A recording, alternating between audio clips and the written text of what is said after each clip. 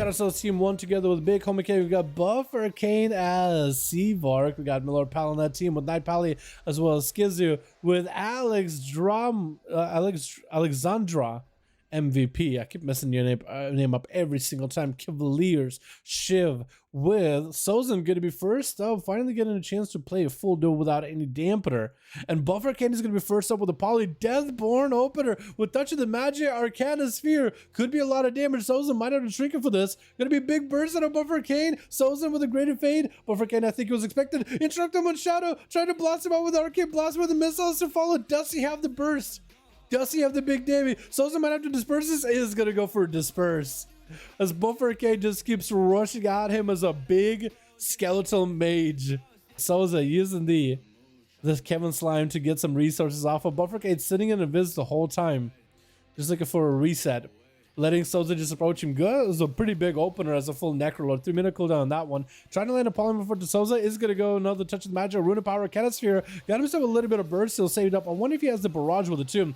Arcane Blast to follow. Trying to get some blast and stun onto the Arcane Mage. Void Eruption by Souza, but actually cancels it. The Mages of the Dead joins the fight, but a quick invis by Buffer Kane to get away from all the pets. Trying to sit down, maybe get himself some food. Is not playing the big triple shield legendary, so he is going to be behind defensively, but offensively should be in a great spot. Missiles flying at the Siphon. Looks like wasn't able to kill the Siphon at all. Having to go for a trinket with a bit of a reset. Flash cut behind the pillar as Souza get our flash capped as well. And Buffer Kane just trying to avoid that free damage from the mages. Trying to land a poly. Going to be a quick silence by Souza with a stun to follow. Buffer Kane does not have a normal blink to get out of those stuns. Is going to be just blasting out into Souza just to build up some charges into an Arcana Sphere. Does he himself a big go? Trick it out of Souza. Missiles flying. Does activate a Great Fade really early. Going to be more missiles flying at him as he's just ripping through that shield. Siphon is on Buffer Kane, so he's going to be slowed by the Siphon. Channel shadowy spells at him. Quick Fear by Souza as he's looking to get some dots back up onto Arcane. As long as he gets himself dispels onto purges off of Seavark, he'll be in an okay spot. Seavark with a full touch of big burst. Interrupt Souza on the shadow, trying to make sure he got the missiles around the corner, making sure there's pressure on him with Arcane Blast Rupture. It's going to be mind control with a barrage slamming him down. The Arcane Mage Necrolord, boys. Not something you see all that often. Alexandra is going to be up next, which is Buffer Kane. Looks like he wants to give him a full setup with the flash cut as he's sitting down.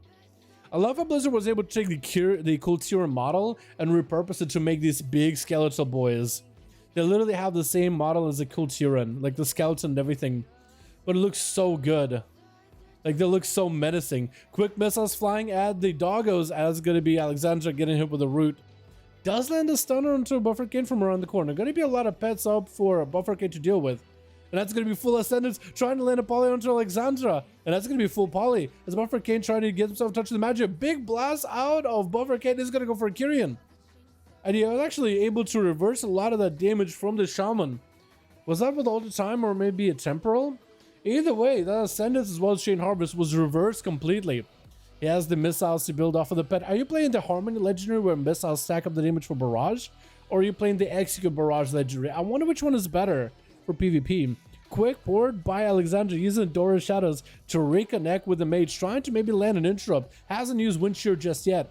When he lands up a Prophet Wind Shear, he'll be in a great spot. Gonna be a quick poly above Arcade with the Arcana Sphere. Does he have the big burst to follow? Trying to max out the damage here. Gonna be a full Arcade Power. Blasted through with as much damage as he can into Alexandra. But it's gonna be Palm with Presence of Mind as well as Arcade Barrages or Arcade Blast. Back to back, lock in Modern Nature with missiles to follow, touching magic for it with Arcade Blast to charge up, trying to make the most damage happen, blinking around him, trying not to get interrupted as best possible. Looks like he got a juke out of Alexandra. Barrages continue to fly, touching magic slamming down. Alexandra is in the wolf form, which I think if they are running the right talent for it, then they have a wolf form that will heal him as well as stacking up. Buffer Kane with not a lot of health, but he always got that mobility. He got images to also get some damage to Alexandra. I think those images are keeping him in combat. Otherwise, he might be able to sit down and get himself some food, but he is not able to sit down. And Alexandra is getting blasted by frostbolts. But it's not the worst situation could be him. Flash cut by Buffer Kane. Knows that he's going to get interrupted on it. That is going to be the grounding totem. Got to touch the magic onto Alexandra. Does he have the big go? Going to be a trinket by the Shaman. Knocked back for a moment. Missiles flying. Maybe there could be big damage right now. Alexandra does get himself a haze buff from Naji Soulbind. Temporal for Buffer Kane in order to maintain himself health-wise. Alexandra just sneak away a quick heal. Not a lot of Maelstrom on him. And the Ghosters are going to be biting away at the Mage. I think the Mage might be in trouble. As the Storm Strikes come out, Lightning Bolt, I think it might be over for the Mage. That's probably the toughest matchup. This Alexandra knows exactly what Buffer Kane is going to do. He knows exactly how to deal with him. A range interrupt. Oh, he auto-attacked him through the wall. I feel like that shouldn't be happening. I feel like that should never happen. The fact that he can auto-attack through the wall is just a little silly. Skizu shadow steps towards Alexandra and just kind of stands in front of him with a Vanish Reset. Huh? Well, Alexandra has no idea what the hell's going on, so picking up the eye immediately. It's going to Flame Shock Skills. Skills on his rogue. Skills is going to go for a blind into a Mark for Death Kidney Shot. Kyrian Burst. Alexandra does not have a trinket for it. Could be big damage. Skills not chaining stones back to back. Eats a chain. Oh! Okay. Huh. Big homie dropping down big BDB spilling brew all over Alexandra. Putting him into the high dampening 50 percentile. Still the Sun Totem goes off, but Big Homie Kang just didn't let him escape out of it at all. Man, that was a tough matchup, dude. For Seavark as well as the Shaman, but I think the Shaman with the grounding totem and the range interrupt, I mean, it's just an advantage. Shiv chilling behind the pillar with Shadow Blades. Could have a big go. Trinket not available for Big Homie Kang. Has himself Karma, has himself Diffuse. Isn't going to do much against Shiv, but maybe against the Shadow damage of Shadow Blades. A little. Does himself Flesh Cut as well. So homie, not even picking up the eyes actually. He has the eyes in both hands. Going to be that kidney shot by Shiv. Going for the big Kyrian Burst. Does he get the setup he needs? Needs himself more eviscerates? Oh no, not quite. In cap. With the Fist of Fury, lock it out Shiv with a Karma right out to try to see if he can shadow step away from the monk. So far he's been able to get away. DFA back down, but it's going to get locked down with the Touch of Death right after him. Oxygen not going to give Big Homie King a chance to get a reset. Camera kind of broken. This man's right here. I think it's because he blinked while he was in mount. Gonna be dropping down. Ooh, big fires over at home. Homie even activated defensive for that one too. But the man does burn up.